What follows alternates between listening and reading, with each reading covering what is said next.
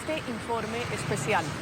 El gobierno en Colombia declaró 2 emergencias económicas, pero además emitió 115 decretos por la pandemia y la Corte Constitucional le tumbó 7 de esos decretos. Decretos que buscaban alivio para el tema de pensiones, arriendos, impuestos, en fin. Lady Ruiz nos trae el siguiente resumen con lo más relevante. Más de 100 decretos para ayudar a las empresas y a los hogares a atravesar una situación sin precedentes.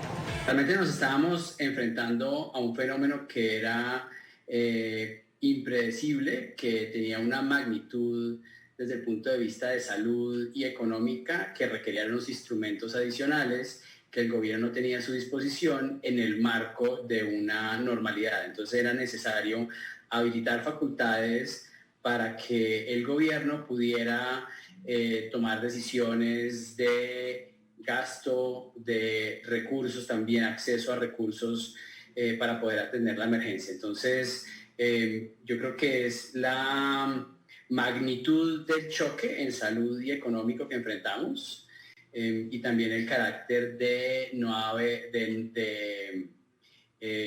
no ser previsto. Esto pues nadie tenía la capacidad de ver que un choque de estos llegaría en estos momentos. Estos fueron algunos de los decretos que se expidieron. Se implementó el programa de devolución del IVA, se decretaron los días sin IVA, se implementó una reducción para el pago de salud y pensión, se creó el programa de atención al empleo formal, se entregó el subsidio a la nómina, se entregaron subsidios para los servicios públicos, se implementó normativa para trámites de insolvencia, se expidió un decreto para que por mutuo acuerdo se pudieran finalizar los contratos de arrendamiento comerciales. Sin embargo, la Corte Constitucional tuvo 7 de los 115 decretos. Dentro de ese análisis, la mitad de los decretos pasaron sin ningún problema, pero la mitad de los decretos tuvieron modificaciones parciales o totales. Entonces, dentro de los más sonados están el que permitía reducir los aportes a pensión y a salud durante un número determinado de meses, del 16% al 3%. Eso lo echaron para atrás y los empleadores tienen que restituir ese dinero. También el impuesto solidario a las nóminas estatales de más de 5 millones de pesos, pues básicamente se cayó también ese impuesto, el que permitía diferir los pagos de IVA a empresas que tuvieran facturación electrónica, también se cayó. O sea, básicamente fueron un número de decretos con un impacto económico fuerte. Y al margen de los decretos por la pandemia, el gobierno también ajustó los objetivos de déficit fiscal para asumir los costos adicionales por el choque de la pandemia.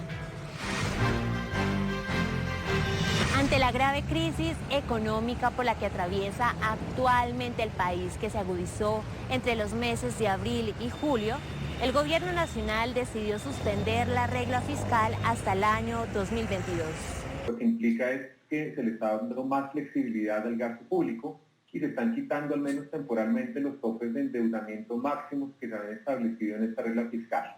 La parte positiva, considero, pues es que se le da más flexibilidad al presupuesto de la nación para poder atender gastos que son absolutamente indispensables en medio de esta crisis.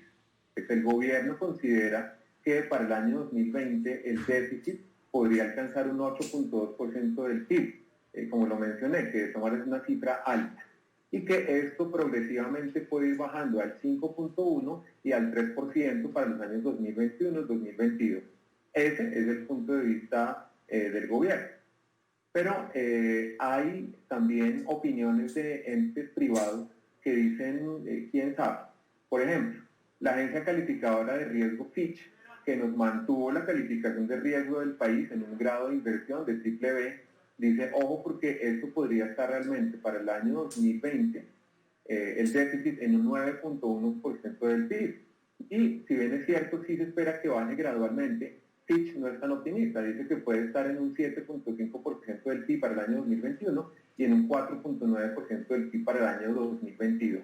De acuerdo con el equipo de investigaciones económicas de Bancolombia, el margen de maniobra adicional que tendrá el gobierno nacional para administrar las finanzas públicas es al mismo tiempo la principal ventaja y el mayor desafío luego de adoptar la cláusula de escape de la regla fiscal. A pesar de este panorama, todos los organismos coinciden en que Colombia y la región recuperarán gran parte de lo perdido en el 2021 y a pesar de la muy alta incertidumbre. Gracias por acompañarnos en este especial. Les seguiremos informando los hechos noticiosos económicos más importantes de Colombia y el mundo. Hasta pronto.